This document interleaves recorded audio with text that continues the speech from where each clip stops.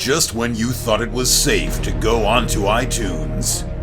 This is Next Level Guy, the only website that makes self-development as fun as going to the movies.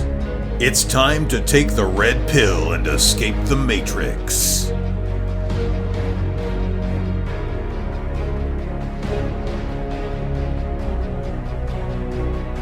What's happening, guys? It's time for another episode of the Next Level Guy Show podcast with your favourite tutor, Ian Dawson Mackay. Next Level Guy is the go-to men's interview, interest and improvement website where I quiz the experts to find out the hacks, tips, methods and protocols that you can implement in your own life to take it to the next level and live happier, healthier, wealthier, sexier and so much more. Today's guest is former FBI Negotiator Chris Voss. Chris has over 24 years of FBI experience and was a former FBI lead international kidnapping negotiator. He's also the author of the amazing negotiation bestseller, Never Split the Difference. In this interview, we discuss his story, negotiation, communication methods, and what is said versus what can actually be understood, red flags to watch out for, how to bond with those you communicate with, how to negotiate more effectively, and so much more. I learned so much about communication from this interview, and this is really only about 10% of the gems in his book, so I suggest you also get a copy today.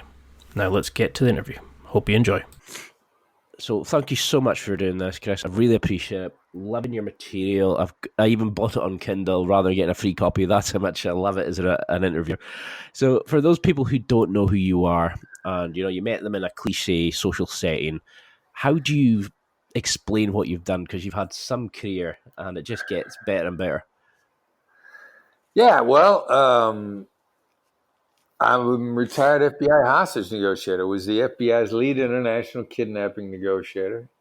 And then I turned around and started teaching hostage negotiation as a business negotiation tool, first at Harvard, then at Georgetown and USC. And we put out a book that's been killing it ever since it came out. I told somebody today it was number 15 overall on the most read, most sold on Amazon. And they said, 15 in the business category. And I said, no, 15 overall for everything, most read, most sold category. Yeah, so the book's done well. It's resonated with people because it's easy to get the concepts and apply them. And it applies in every aspect of your life. Definitely, because that's what I noticed in the book when I first thought, it's a negotiation book. It'll be stuffy, it'll be boring, it'll be on about like statistical analysis and stuff. But the concept in the books are really sort of easy to get into and understand and apply. But I'm interested, like, I've read before about, that you were about the SWOT and the tactic, you wanted to learn about negotiations instead of doing the SWOT because of the impact it was having on your body. But where does it come from before then? Were you sort of very language-based as a child? Did you like playing board games like Scrabble and these sort of things? Was there a point that you can remember that really got you into dealing with people, negotiating, how words and vocal communications affect us and how we act? Well, I always wanted to learn better ways to do things. And so if you could describe something to somebody to get a situation over with, like I remember when I was a cop, if I would show up and there would be a problem and the police would be talking to the citizens and it wouldn't be going that well, they wouldn't disperse. If I could whisper something in somebody's ear, would they leave? I remember walking onto the scene of a domestic disturbance. This guy's bent out of shape at how he's being treated. The police are trying to get him to leave. And he just feels wronged. And he's getting ready to go to jail only because he won't leave. And I remember I whispered in his buddy's ear and I said, you guys are good if you just get out of here. If you let your buddy still continue to argue with my other police officers that are here, they're going to take him to jail. And the realization comes over his face and he whispers in his buddy's ear and then he grabs his buddy by the arm and just drags him out. And then the other police officers looked at me with what did you say to that guy to get him to drag his friend out? So, how can you solve situations more quickly is something that I've always kind of been. I love that kind of approach because there's things you mentioned in the book that when you brought it up, you notice more and more the use of personal pronouns, the way that we kind of address each other, like the cognitive biases that we have. Things that we don't even really understand, but once you identify it, it's very hard not to see it. And, you know, is there a Right. universal sort of list of things that would make anybody listening right now a better negotiator, or is it dependent on the situation, the people, the emotional connection between people? How, your principles, do they work for everybody, or is there a kind of limit depending on who's involved, the nature, that sort of thing? Yeah, and that's a great question because every hostage negotiation team in the world uses the same basic 8 skills. So how do you approach people on a human nature level? Because they're using skills that work on human beings, not because they're uh, Africans, not because they're Latins, not because they're Asians, not because they're Western Europeans. It works because they're people. That's why every hostage negotiation team uses the same skills. So yeah, to start with, first of all, we're all the idea that we're all wired kind of the same, and you want to respect other people's culture, but most of the time, people, how do I deal with the Chinese? Do I gotta bow? Do I gotta drink tea? Do I gotta bring them a present? What do I gotta do? Well, that's all surface stuff. Let's go at people on a human nature basis. And the ridiculous thing is, every human being really likes being heard. So you'll actually gain the upper hand in a negotiation and getting what you want by making the other side feel like they at least got a chance to make their case. And then that doesn't matter where you are. Everybody wants to be heard. And there are actually tremendous bargaining advantages to be gained from that. So that's one of the silly things right off the bat, works in every single culture. Because that's the thing that I've really liked about your material, is that it can be applied for everybody.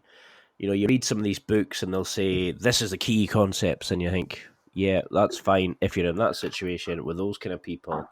You're at that sort of level, and your stuff could be immediately applied and it could fix negotiations. Now, I particularly like the bit about where you explain to people how negotiations affect every aspect of our lives, because too many people think it's just the boardroom business, the stuffy kind of approach.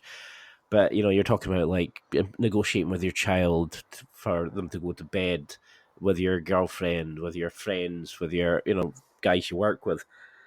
Have you found anybody that this doesn't work with? Is there anybody that's kind of been the exception to the rule? No, and it almost sounds like I'm saying it in jest, but in point of fact, the only people it doesn't work with are people who there's actually something fundamentally dysfunctional in their brain. Now, we joke a lot about people acting like they're dysfunctional, but really, the only people that it doesn't work with are paranoid schizophrenics. I mean, unless there's something actually wrong with their wiring, for lack of a better term, unless they're actually hallucinating, unless they're actually hearing voices.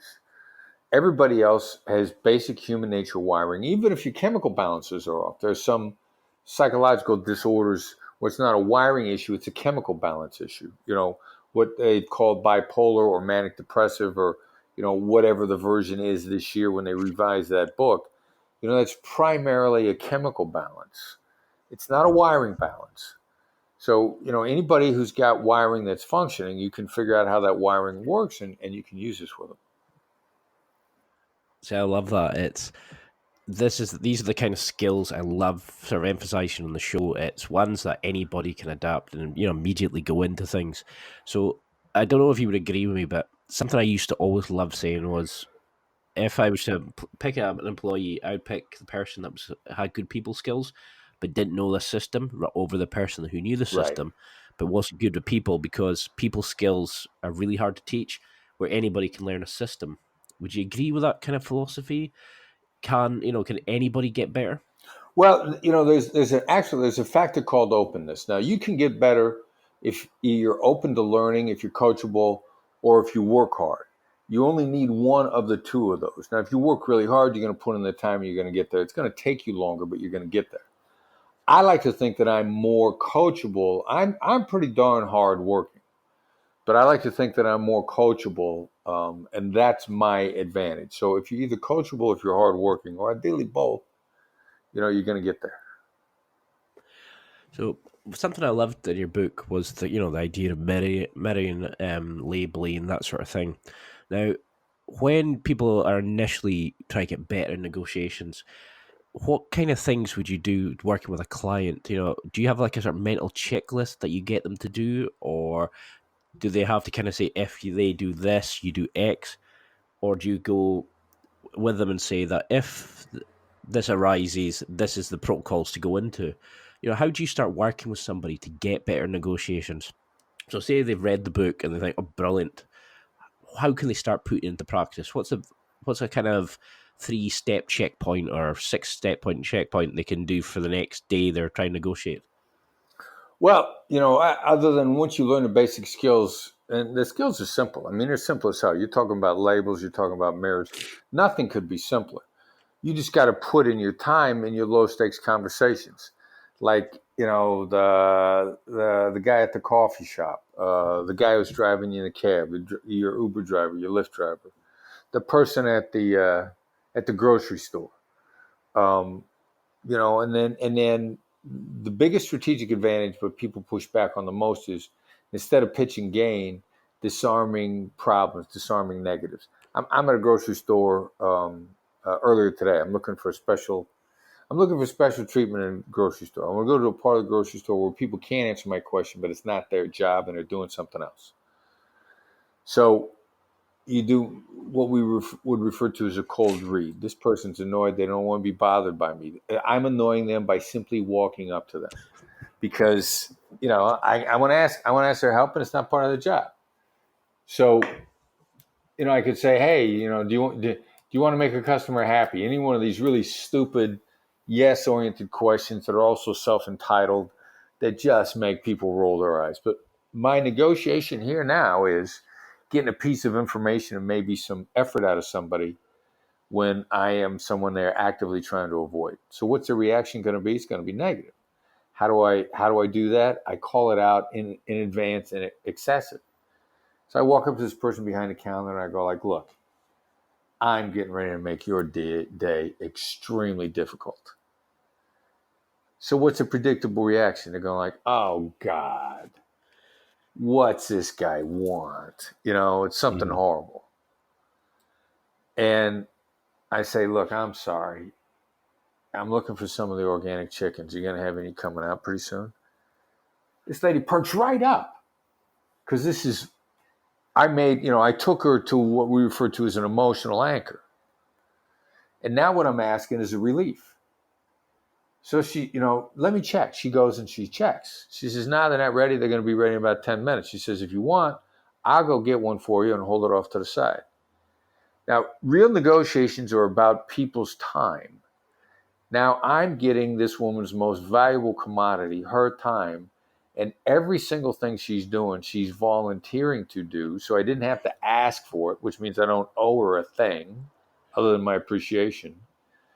It was her idea, so she's going to do it. And on top of that, she actually felt pretty good about it. And it's a relief because my initial emotion shift that I gave her made it sound like, God knows what went through her mind. But she was delighted to do something for me that wasn't part of her job. Most dangerous negotiation is the one you don't know you're in. I saved myself at least 2 trips to the grocery store. On top of that, I'm getting some practice in. This is a low stakes practice. I love the phrase, I'm getting ready to make your day much more difficult, because it stops people in their tracks. It scares them to death. And then 9 times out of 10, you get exactly what you want because what you asked for was a relief, and they're delighted to do it. So I love the way, when I was reading the book, it just made perfect sense. The way you broke it down, especially about the ways that are the other person affected by like cognitive biasm, their own sort of like input into the interaction, how they interpret your behavior leading up to it, and that sort of thing. So how should we overcome our logical brains and snap into that? I think you call it tactical empathy in the book. How can we be different to the guy that's just coming to being an arsehole? how can we make sure that the person we're interacting with isn't going to just snap back at us? Is there a way that you kind of like a mantra you say to yourself, or how do you remember or build? Is it just practice, or is there a way around that? Yeah, it's just practice, but let me break down what the practice looks like. Because there's an awkwardness phase here. There's two things that happen to us when we get ready to try this. We feel awkward, and we start to defeat ourselves, and our brain defeats ourselves in advance. So if you just decide, I'm just going to have a little bit of fun with this. I really don't care what happens. You've now instantly transformed your ability to learn and actually your willingness to execute. Because it's you getting in your way. And until you know that this stuff works, you're going to beat yourself every time. I mean, I was coaching some real estate people the other day. We had a special intensive 2-day real estate negotiation training. And we brought this one issue up. And he said, they're never going to do that. If we ask for that, I'm not even asking for it. So, they're not going to do it. And I said, nice job. You did their work for them. You beat yourself before you even got to the table. They don't have to be a good negotiator. You're going to talk yourself out of 9 out of 10 things before you even get to the table. But you get to the willingness to go to the table with this stuff in high stakes when you practice with your Starbucks person, your coffee person, your waiter, your waitress, the person behind the counter at the deli. I may add that they had a machine for taking numbers, serving at the deli, and I walked right by it, and I know they saw that I didn't pull a number off of this thing. And they're thinking, oh, God, here comes another self-entitled customer. He thinks he's too good to take a number. He won't stand in line like everybody else. He's going to make my day infinitely worse. I know that's what they're thinking. And I also know the power of calling out negatives in advance. You don't got to be a genius to think that what the person is going to think. You know what they think. It's just getting used to the fact of calling it out in advance makes it go away. I'm just thinking, sorry, I was lost in the thought there because I was thinking the number of times that my pre-programming would have lost me the sale or lost me the ability to do something. And it's kind of scary when you think about it, how we can be our own worst enemy in that situation. I tell you, we absolutely are. I mean, we beat ourselves up so bad and getting to the point where, where we want perfection, and we know perfection is not there. The crazy thing about the unknown is we also know we don't have perfection now, but we have predictable responses, and it's not failure that scares us; it's the unknown that scares us. So, if we were approaching a situation, how do we cancel our cognitive biasm? How do we accept, how do we switch this off? Because we kind of go into autopilot and look at the guy in the shirt is probably going to be more professional than the guy that's sitting there in the tracksuit bottoms, but the guy in the shirt could be going off to court or something like that. How do we assume? How do we practice this and remove the fundamental barriers that you mentioned in the book, that makes us better negotiators? Because a lot of what you said is fantastic, but I just know that there's people sitting and reading it going, oh no, I could never do that. Oh, I know I could never do that. How do they get rid of that BS? Because some of your students had amazing results in such little time, but how do you break down that barrier at the start just to get people's head and mindset into this, that they can be a fantastic negotiator? Well, there are about 3 different ways you can trick yourself into a positive mindset. Now, the positive mindset actually makes you smarter. There's smaller. Yeah, don't make it smaller. It makes you smarter. Sean Acker did this phenomenal TED Talk called The Happiness Advantage. He's a Harvard psychologist. His TED Talk is one of the funniest ones you'll ever hear. I think and he throws out. I bet you have, because it's one of the biggest ones out there. He throws out in the middle of it the stat that you're 31% smarter in a positive frame of mind. Now, that's not my stat, that's Sean's stat. He's a Harvard psychologist. He's done the research. I'm satisfied with my source. So if you trick yourself into a positive frame of mind, you're more likely you're going to succeed. Now, what are those positive frames of mind? One of the following is probably going to suit you. You could say, you know what, I'm just going to play a game with this. I'm just going to make this a game. I don't care if I win or if I lose. I'm just going to do it for the fun of it. You could put yourself in a positive mindset that way. A real common mindset is gratitude. It's such a common mindset, it's almost a cliche. But if you say, and I said this to myself one time when I was in a negative frame of mind, I said, you know what, I'm lucky to be in this situation anyway. The only reason I'm here is because I'm successful.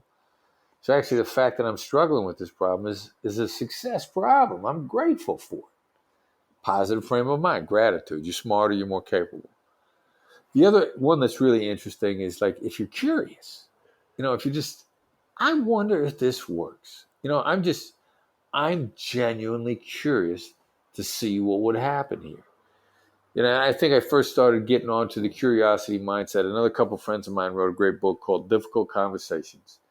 Sheila Heen and Doug Stone. Bruce Patton, I think, is a third guy, but it's mostly Sheila and Doug. And they talk about the curiosity mindset. Well, if you're genuinely curious, you're in a positive, hey, this could be interesting. To be actually interested, be fascinated by it. It's a positive mindset, and it also increases the likelihood that you'll execute. There's something, while I was reading your book that really sort of popped in was, I'm trying to think who said it, but it was on about the notion that we are our own worst enemy, that, we'll have talked ourselves out of it, that our mindset will be negative, and you'll immediately go, no. And the biggest enemy is the one between your ears. Yeah. So I love the things you were talking about, like the accusation audit and overcoming the bias and stuff like that. So now we've got somebody listening, they're thinking, you know what, I can do this. Now I can see negotiations in my life that I could make better. I could get a pay rise. I could get my daughter to stay in her bed after she goes to bed. I can be a better partner. I can better connection with friends and stuff like that. Now, you list a number of amazing techniques and stuff, but how do we overcome that initial thing that a lot of people struggle with, when they're dealing with negotiations, that the people are, how do I say this nicely? They can start going mental, it's the emotions start running, and then it goes tit for tat, that, you said this and you said that, and then they fight you back on it. How can we make sure that we overcome, that side of things, remove emotions? Or are emotions always in a negotiation? You just need to learn to play them intelligently. Can it ever just become emotionless? Well, it's not that emotions are bad, it's that negative emotions are bad. And, we sort of broad brush this idea when we say to somebody, hey, look, you're being emotional. The emotions we're talking about is they're angry, they're sad, it's some version of anger. So the broad brush term for emotions really is pointed at negative emotions. Negative emotions constrict our thinking. There's an old saying, if you give a speech while you're angry, it'll be the greatest speech you ever regret. So your thinking is constricted with negative emotions, fear, anger. They're all a version of fear, jealousy, concern, whatever it is. They actually constrict our brain's ability to work. And the flip side of it is positive emotions, again, expand our mental capacity. So it's negative emotions that are our problem, and where we really draw the line, because when the moment that your emotions are no longer intertwined in your thinking is when you're dead. Neuroscience shows us that every single thought we have either starts in the emotional aspects of the brain or goes through the emotional aspect of the brain while the brain processes it. So it's actually not physically possible to have decisions that don't have an emotional component.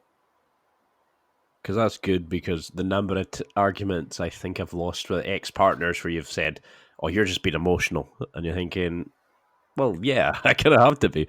If I've not got up and downs, I'm dead. It's... Yeah. So when you're dealing with somebody, what are key language points that you look for? I love the story in the book about the bank robbery where you noticed the overuse of like personal pronouns, for example. Do you find yourself automatically looking for these kind of things? Are there indicator like red flags in the way somebody speaks that you particularly look for that says that they're leading towards A, so I need to do protocol B? I know it's now become to a point where it's probably automatic for you, but what are the sort of things that somebody new to becoming a better negotiator, this sort of thing, better interactions can look for? Is it the fact that they use I rather than, keeping it non-personated, or what's the sort of things we should look out for as a warning in a negotiation? Well, yeah, what are the red flags to let me know right away that I got a problem child on the other side of the table, right?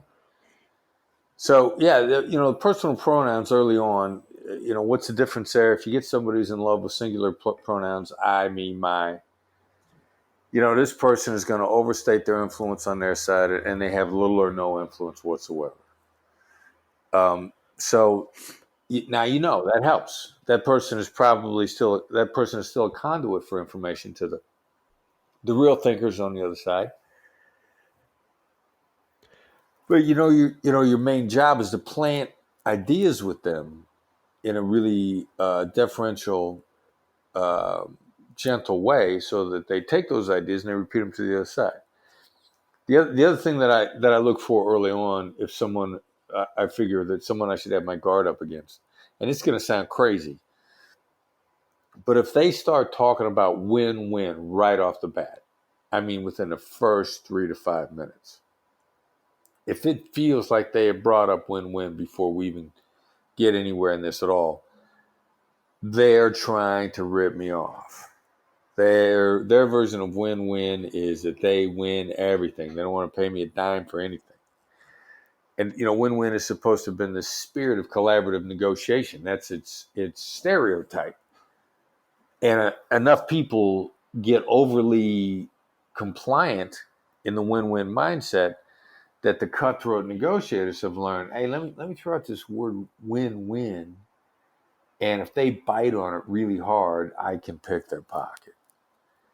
And so, that's something. If somebody calls my company and says, hey, we're going to bring you in for training, we got a win-win opportunity here for you. I'm like, all right, fine. You're trying to cheat me. And then they'll probably go to describe what a wonderful opportunity it is. I get an email from a guy about a month and a half ago. He says, hey, man, how would you like to come and speak to a bunch of billionaire investors? I'm like, all right, let's see where this is going. I'll bet money this guy doesn't want to pay me a dime. And sure enough, he's selling the opportunity so hard that from his perspective, I should be just glad to be there at all, and I shouldn't charge him anything, because the follow-on opportunity, the mystical hope-based strategy, so much business to be had. And I played it out with this guy a little bit, and sure enough, they didn't even offer me. They offered me 5% of my normal fee. That's nice of them.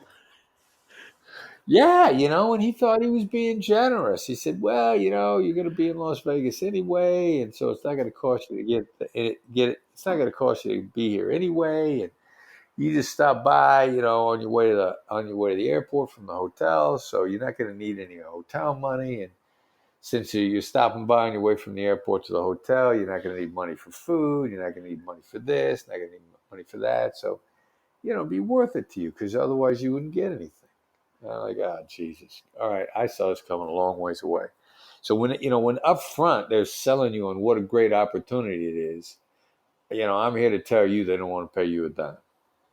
Because that's what I love about the book, was how you explained about why people are angry, and how the way you can deal with them, that you could address them, that took the emotion out of it, but you kind of built a connection with them, that people that were inherently looking for connection, and you explained about how you could let them fill the silence by asking open-ended questions and things like that. But when you look at it now, do you have to change your approach if it's a single person, if it's a group, if it's a presentation, if it's online, if it's offline? Does this change at all? Because surely communication is communication regardless of the nature of it. Or, do people put on different levels of show depending on who's in the room that you have to watch for? Or, is it the usual adage that, the loudest person in the room is the weakest person? Well, yeah, the people that are hanging back, the people that are being real quiet, they're the ones that are soaking up the information. Those are the people that you want to get to. Absolutely. They're always the most influential people in the room are always the quietest. Because they know they're influential and they're trying to stay back. They're not trying to prove nothing to anybody. So, yeah. But then, the question, are you addressing a group or are you addressing an individual? One of our beliefs is that one of our laws of gravity, if you will, where that we believe it's the case, is there's always a team on the other side. The other side always has a buying committee. The other side always has people that they talk to who will kill your deal. They may love what you have. You may have a great opportunity. You may have a great relationship with the person you're talking to. But there's deal killers on the other side. There's girlfriends. There's wives. There's brothers-in-law. If it's a personal decision, there are people there that'll kill that deal. If it's a business decision, there are people that are going to be affected by the contract. They're going to be affected by the implementation. So you're much better off if you live by the rule. There's always a team on the other side. There's always a number of people who can not just make the decision, but kill it. So if I got a bunch of them in a room, or if I only got one of them in the room, I need to worry about the dynamics of all of them. And that sounds like a lot of extra work, but then you got to ask yourself, how much work is it when you put in time to get the deal and then the deal gets destroyed by somebody who wasn't even there? That's the real waste of time. And so the stitch in time, so to speak, is to start to take these people into account from the very beginning. Your overall commitment to the deal is less, and you don't lose deals. See, that was what really scared me when I was reading the book, was how you mentioned, that you could have somebody that's overselling and, you're they're not giving you too many red flags, but you think you're doing well with the negotiation and that they don't have that level of responsibility in their business, or they're maybe not selling it correctly. And these people are going to come in and just kill it. So how can you plan around this? You mentioned a couple of strategies in your book about some questions or prompts that you could ask to the person to make sure that what you're negotiating is going to be suitable. Could you go into a wee bit, is it a sample way? Because I don't want to give too much away. Yeah. No, you design your way in there with how questions and what questions. Or, how do the people who are going to be affected by this contract, how do they react? What do they think about this?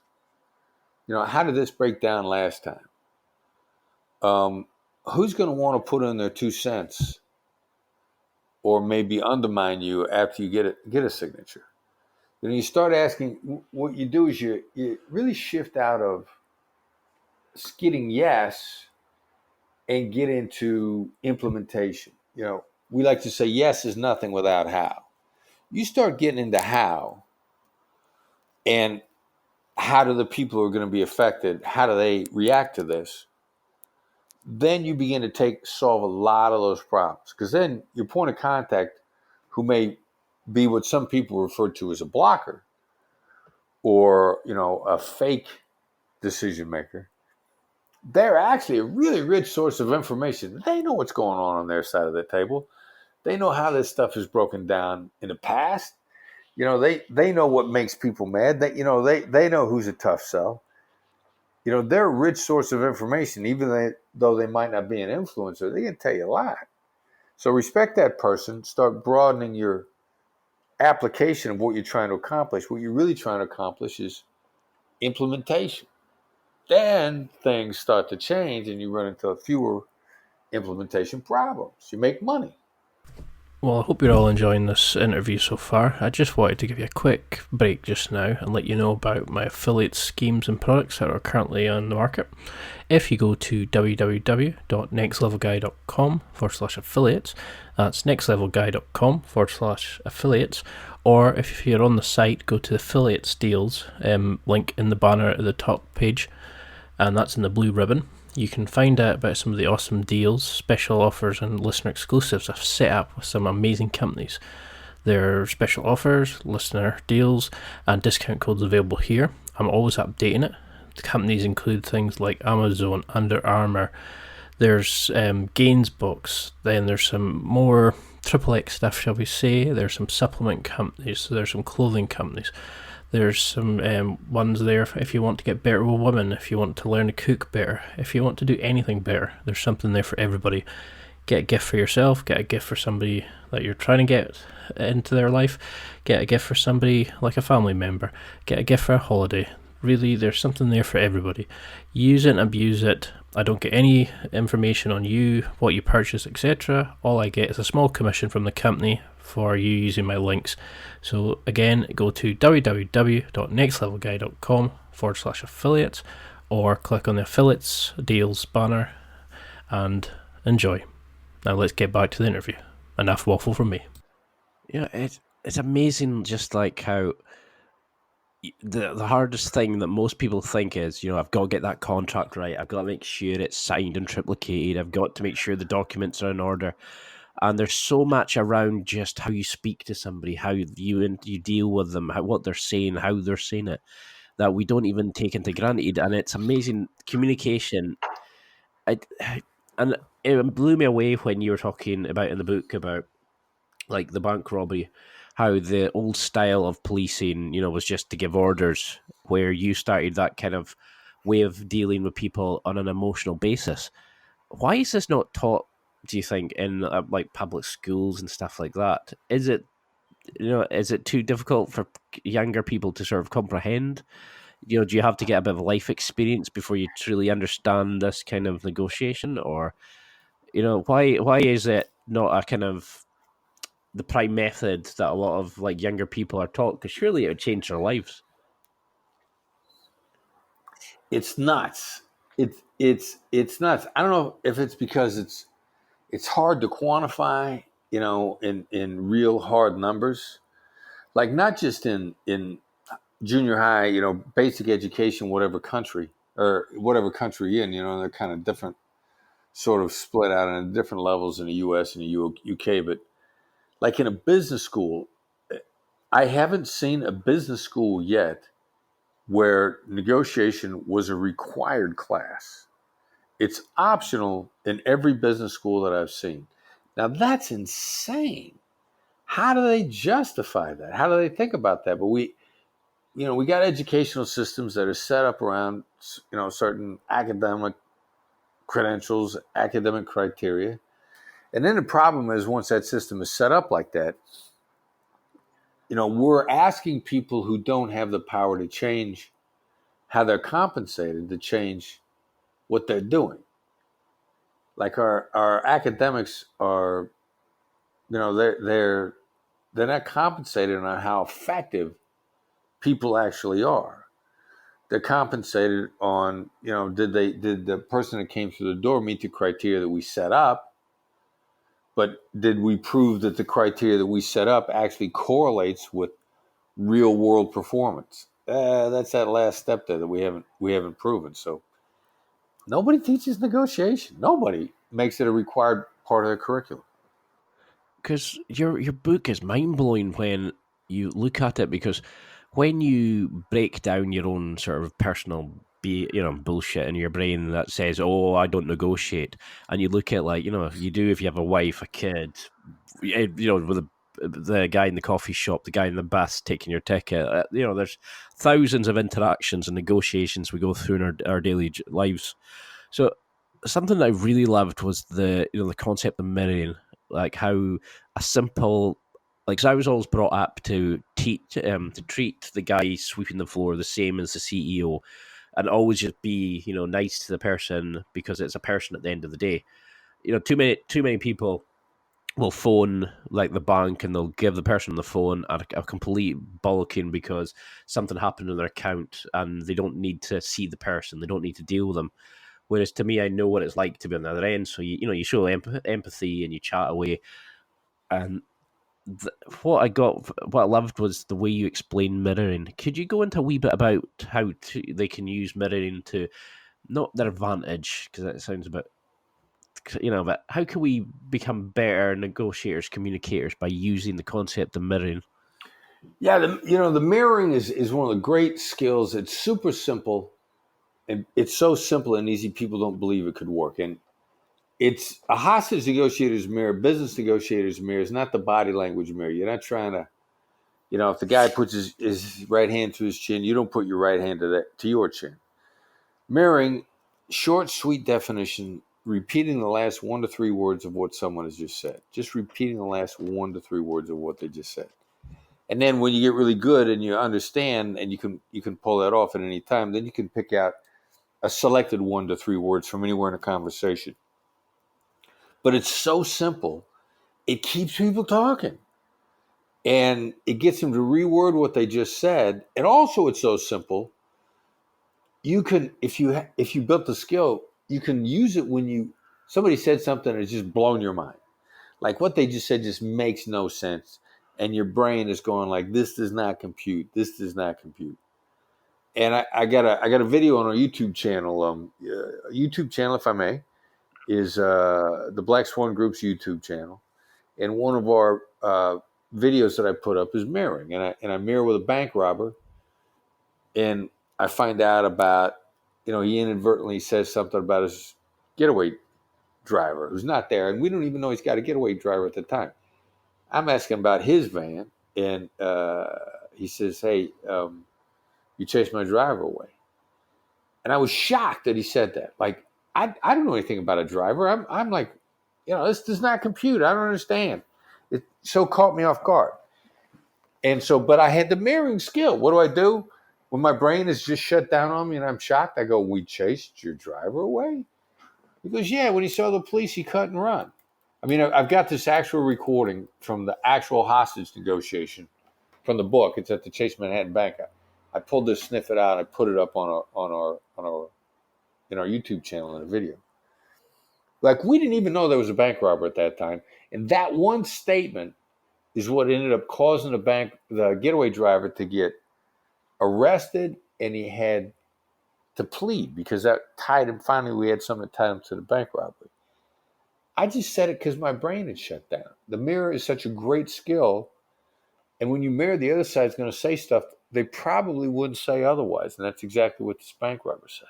Yeah, I loved it when I read it because I noticed like that a lot of the interviews that you were doing when the book first came out, people were amazed at like just how the open-ended questions were, could do this, could do that, but I was blown away by the way you can't talk about the concept of labeling, about mirroring, etc.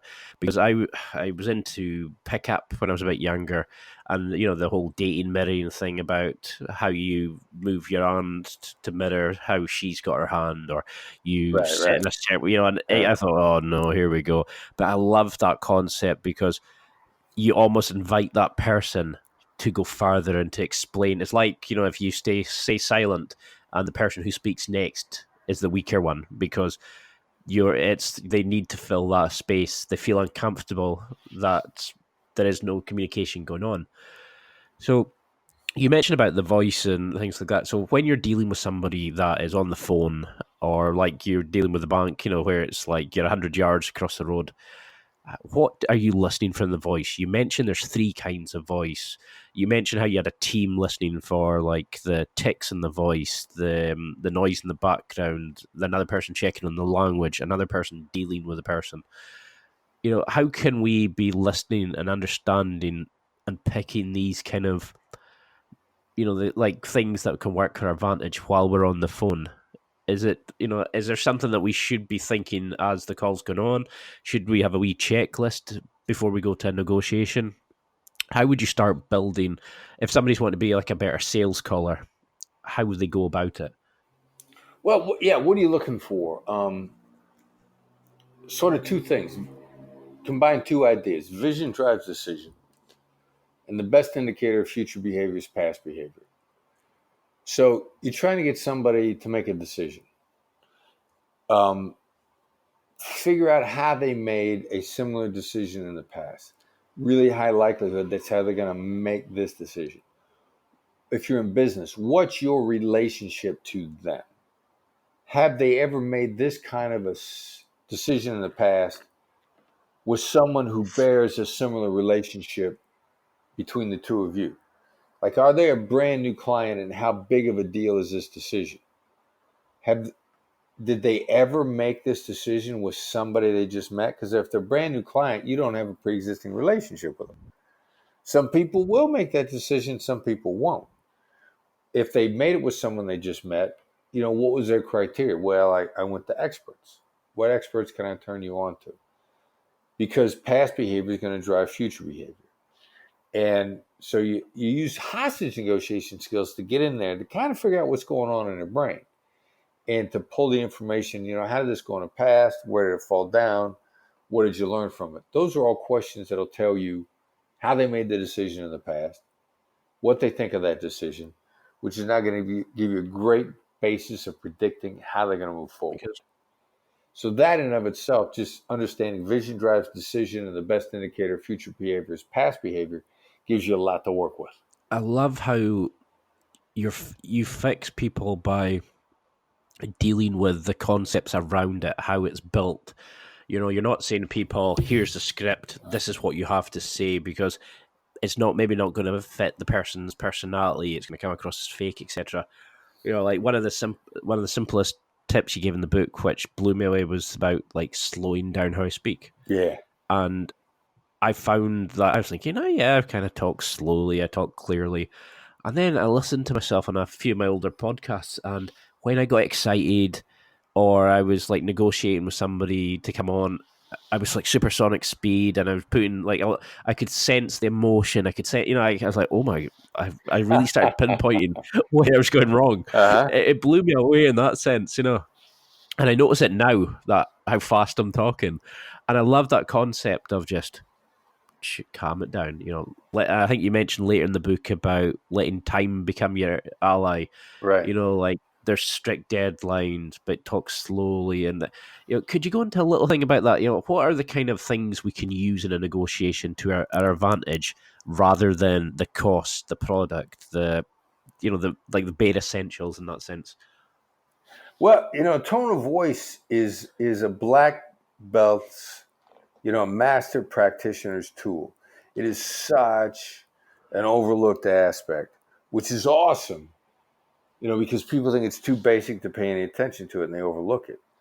But, the downward inflection, that's a great voice to use when you really want the other side to know a certain point is not gonna change. And what it does is it lets them hear it and feel rock solid about you, and they don't get backed into a corner. It keeps you from raising your voice and having to yell at them and tell them you're not going to change it, or threaten them if they try to change it. Our favorite one is whenever somebody tries to sneak a work for hire clause into one of our contracts, we don't do work for hire because it gives away our intellectual property. So we're just never going to do it. And if it comes up, I'll tell somebody on the phone or in person, I'll say, we don't do work for hire. Just like that. And they get this feeling that that's just not going to go away. And it's not. But now we don't got to argue about it. I don't threaten them. I don't give them false trade-offs. I don't back them into a corner. I make all these emotionally intelligent moves that I understand moves me, and it's to my advantage about 2 moves ahead. You don't want to think any farther than 2 moves ahead. But it gets me 2 moves ahead, and it leads me where I want to be, and there's no argument. Because that's what blew me away was I realized, like, one of my other things I do, apart from running a great podcast, hopefully, is I work with students in university.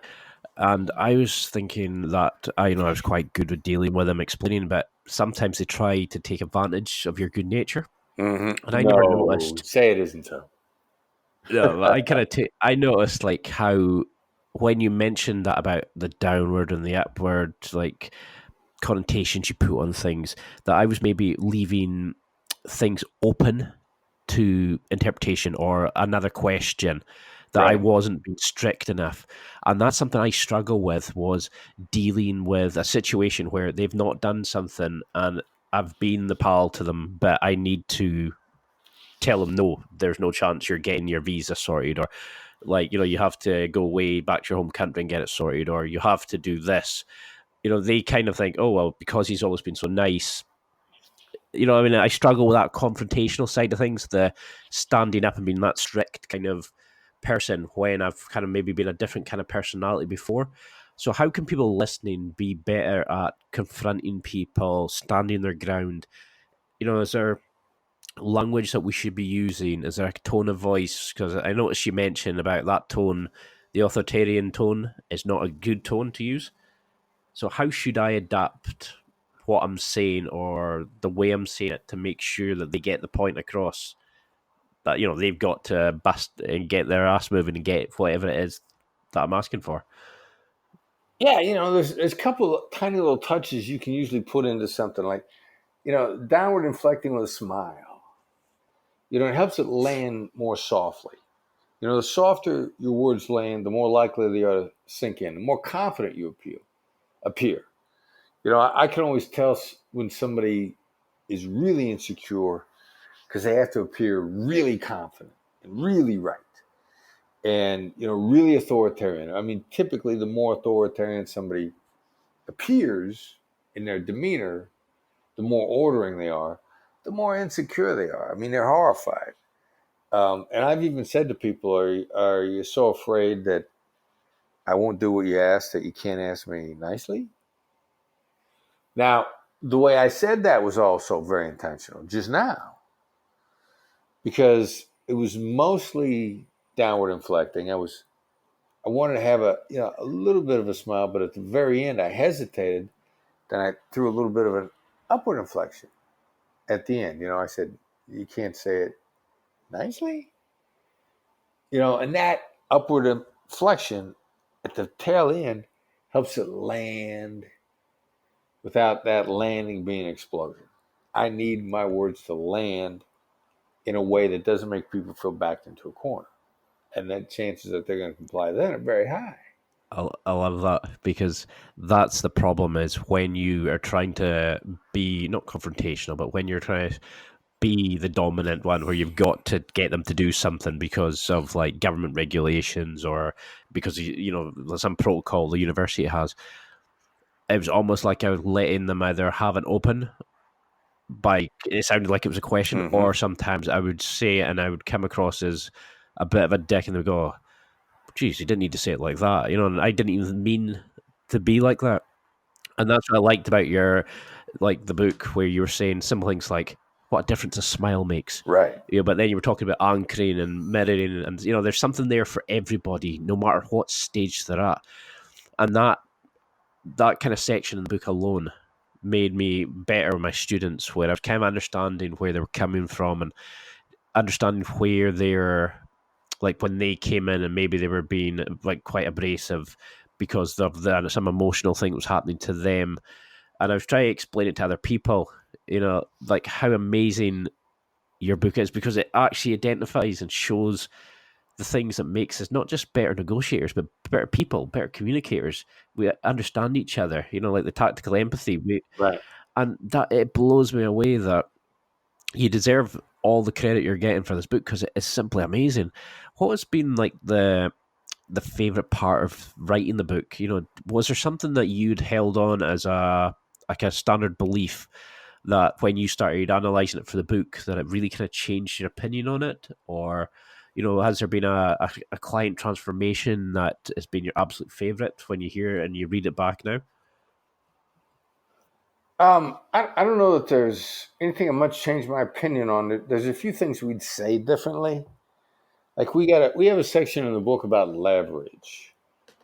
And when we collaborated on this book, my son and I really wrote the book My son helped so much. I mean, he should be listed as a co-author because he contributed so many thoughts and ideas. I had to hire him. Otherwise, he'd give me a hard time about the book. But then, we're talking with our co-author, Tal Ross. Tal's a genius business writer. And Tal says, you guys aren't talking about leverage here. And, I said, well, there's always leverage. So you just take an emotional intelligence approach. You don't worry about it. And he's like, no. It's you can't do that. Everybody thinks in terms of leverage. We got to put some leverage stuff in there.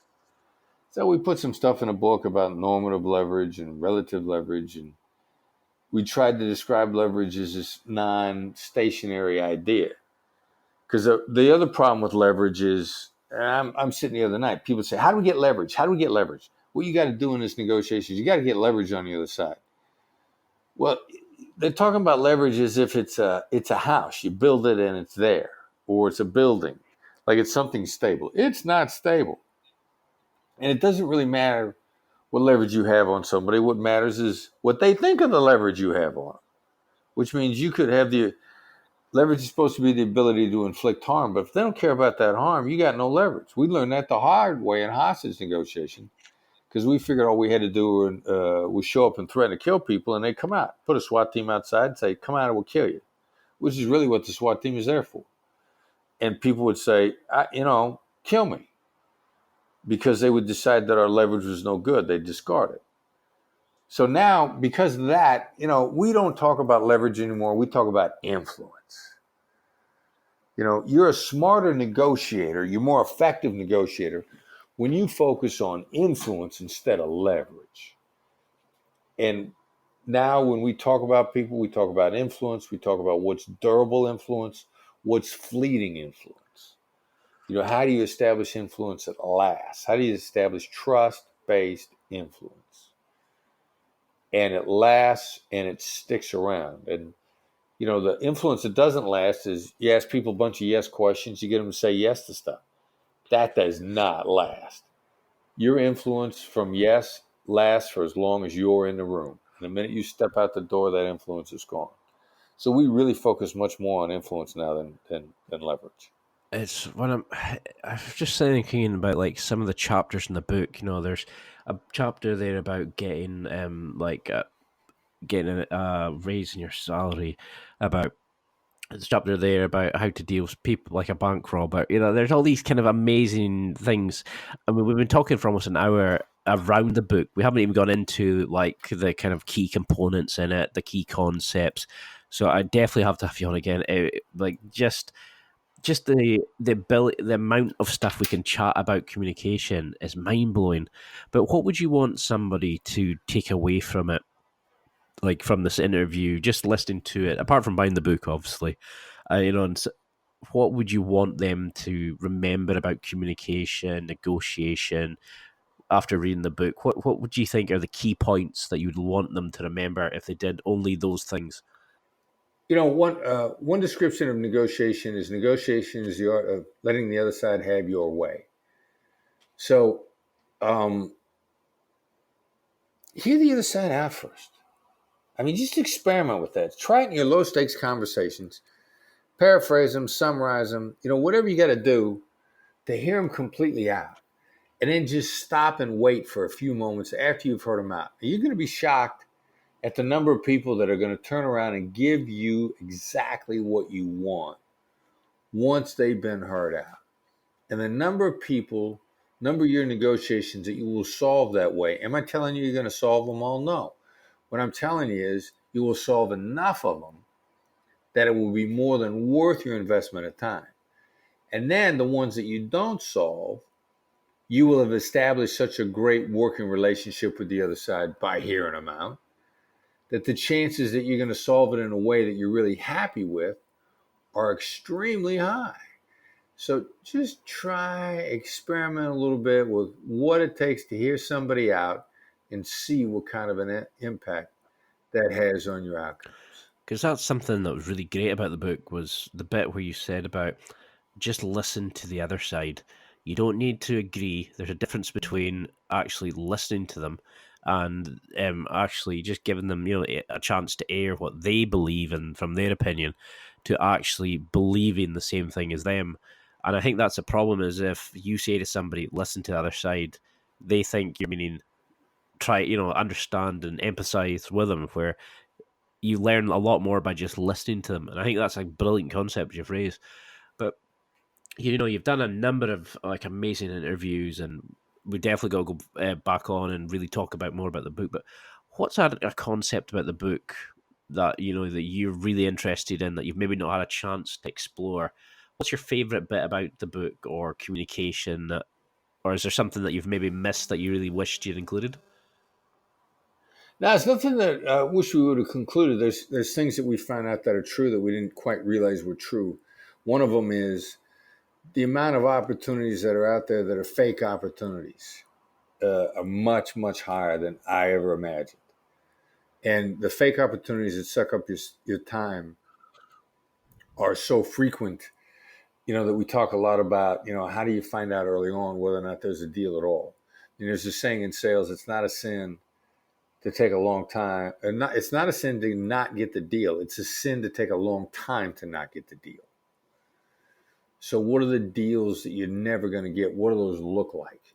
And how do you sniff those out sooner and then get rid of them politely so that you can spend time on deals that you can make? I mean, we talk about that a lot these days. Because it must be amazing the amount of emails you have from people selling you what maybe in their head is a good deal, but it's like the 5% team. It's the they're not even realizing how cheeky it is what they're offering you, but to them that's a good deal, and that's Now wait a minute. Wait, I got to stop you there because I've always sort of wondered about that term. I've been called cheeky a couple of times. So are you trying to tell me that wasn't a compliment? What, the 5%? No, you said, how cheeky it was for them to do that. I mean, I've been called cheeky a couple of times. Oh no, well, it depends. It depends. It's usually not that good, though, is it? No, not really. You can have a girlfriend who calls you cheeky in a conversation. You're like, "Oh, you cheeky wee soul," or "You cheeky wee sod," like That's a good family thing. thing. Huh? But you can also have it cheeky as a negative thing. Now, I'm Scottish. Now, we're weird in that we can call. I don't know if you're okay with it, but we can use the word "cunt" as an offensive term, but we can also use it as like a pally term. It's almost like a term of endearment, and it's what a lot of people struggle with because we Right. use language in a weird kind of way, and that was something I was meaning to go into, was about different cultures using different kinds of language. Does it matter that are you ever afraid that like there might be a phrase that you're going to use that seems legitimate in negotiating skills but is going to cause problems down the line, or is there always a way that you can bring it back and just mirroring their kind of language and allowing them to build the kind of language and terminology and the way they speak and using the body language? You let them start so you can mirror them. Do you ever worry about the way society's changing, like what do you call it, rhyming, slang, and all this kind of stuff? Yeah, well, here's the way around that, because you're always going to make mistakes. That's the bottom line. You're going to make a mistake somewhere along the line. It's the accumulation of what's come up to that point as to how your mistake is accepted. So, universally, deference works with everybody. If you're deferential, if you're hearing the other side out, if you're genuinely respectful all the time, then they will forgive you for those mistakes. And you're going to make mistakes. It's impossible to be error free. It's impossible to drop into another culture. Heck, we make mistakes with each other because we misread the situation. So if you stick to deference and respect and hearing people out, then you drop a word that in one language is just a routine joke and in another language is horrible, then they'll forgive you for it because it's the context of how you threw it out there. And people know you're going to make mistakes. They're going to forgive you as long as you're deferential and respectful. I love that. You basically break down how to be a better person, how to communicate better, but you break down a lot of the people's natural like walls they're going to put up and say, "Oh, I could never do that." Why? Oh, you can't smile when you speak to somebody. Oh, right. That you Yeah. can't do that. You can't do that. What happens if I say something wrong? Well, like you've just explained, the book is amazing in that sense, and it's one of the few books lately. I mean, I get a lot of them to read for interviews and stuff that I've really got into. I had it on the Kindle, I had it on the phone app. That I was constantly like, I started utilizing it straight away, and it blew me away that I was just getting into it, and I could see results straight away. So the book is a must buy for people. But do you get to a point now where family members and like partners and stuff like that are going, "Oh yeah, stop mirroring me. Oh no, you're uncleaning my terms, or you're creating an emotional state." Do they get to a point where they're calling you out on things because you're maybe used to these kind of things, or can Well, you that's ever? an indicator of insecurity, and so what they're telling me is, for whatever reason, they're insecure, they're fearful, they're worried. And then, all right, so then I got to ask myself, all right, what am I doing? How are my actions and my words not lining up that's causing this insecurity? And some people are just insecure, and you give them the benefit of the doubt as much as you can, but they're insecure. They're like, all right, there's no way around this. You want to misinterpret me, allow me to be clear with where I'm going with this, and you're still going to have your guard up. You're telling me more about you than you're telling me about me. And, I like information, so it's going to help me know about what to expect from you. Yeah, and it's something if you're a bank robber or a partner, the last thing you want to do is give you information in in an argument because it's just I got how much value there is in this book. It is absolutely phenomenal. But for those listening who want to come and work with you, connect you in social media and all these sort of things, how do they get in touch? How can they follow your latest projects and that sort of stuff? 'Cause I've got to have you back on, but I know we're over the hour now, so I'm really wary of your time. But how can they keep in touch? Get a copy of the book, connect, take it from there. Yeah, well, Amazon is going to remain the best source for the book. I mean, Amazon has the best prices. When I buy copies of the book, I buy them from Amazon. If I'm buying any less than 10 or less at a time, Amazon's going to give me the best price. So I get no interest in Amazon. I wish I owned their stock, but that's the best place to buy the book. Now, we got a newsletter. Now, the newsletter is the best way. It's a great supplement to the book. The newsletter is free. The old phrase a friend of mine used to use, if it's free, I'll take three.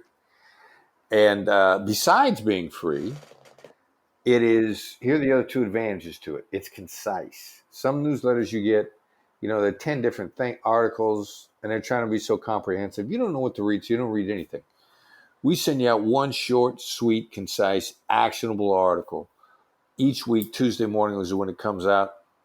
This week's article was how to negotiate your bills with your utility companies. We found a listing of utility companies that are flexible in negotiating their bills, typical percentages they drop in there. All the big utility companies, your utility provider or your cell phone provider is on that list. So that encourages you, and then it lay out a very specific strategy of how to approach them. So there's two ways to subscribe to the newsletter. If you're in the U.S., we got a text to sign up function. Text to the number 22828, and that number is 22828. Send a message, FBI Empathy, all one word. Don't let your spell check put a space between FBI and empathy, which it will if you don't watch it. And so then you'll get a response back asking you for your email address. Now, if you're not in the U.S., just go to the website, blackswanltd.com. BLACK like the color, swan, SWAN like the bird, LTD like limited.com. You go on our website, go to our blog. That's the newsletter, The Negotiation Edge. All the back issues are there. You can scroll through them. You can find stuff to look at. The newsletter is a gateway to everything we do. We got a lot of free stuff out there. The stuff we have on YouTube is free. Again, it's a good price. We put out a lot of content for free. You will get a long way with the book and the newsletter by itself. You decide you really want to step into the big leagues, Then we got a bunch of online training. We got a number of different options for you. We do training across the U.S. and come to our in-day training session for some real immersion and negotiation. And, we'll help you up the level of your game. I mean, I really cannot thank you enough for this. I know, I'm choked up with the cold not just now, but I've taken so much from this. The book is amazing. I genuinely cannot stop ranting about it and recommending it to people. Just if you're basically breathing, you're negotiating in some sense of the word. So Exactly. you need to get a copy of this book. Is there going to be a volume 2 coming out soon? We're no closer to having another book come out than 2 years. We're going to sit down with our co-author, Tal Raz, this fall and talk about whether or not it's time to do another book. But if we agree to do a book, it's at least 2 years away. In the meantime, we're putting a lot of stuff out via our website. So come take a look at that. Definitely, you're absolutely killing it. You're giving away amazing content. The book is phenomenal. The floor is open to yours. Is there any training sessions, projects coming up that you want to promote? Yeah, well, we do these one-day training sessions across the country, and the most frequent description that we get from people who attend is life-changing. So subscribe to the newsletter, check the website for the training sessions, come to one of our sessions. They're expensive. So, what's it worth to you to change your life? Only you know. Well, I think that's a perfect way to leave it just now. I need to get you back on. We'll hit the book into a deeper sense, but I just wanted to give just some of the teasers, some of the amazing concepts you have in the book, because just the framing, the mirroring, building the motion, speaking slower, smiling, these kind of things would change everybody's negotiating skills. But the deeper stuff, that's when it really gets into, that's when you become like Neo from the Matrix. That's it for another week. Thanks for listening. Absorb it, practice it, use it. Until next time, keep trying to hit that next level in your life.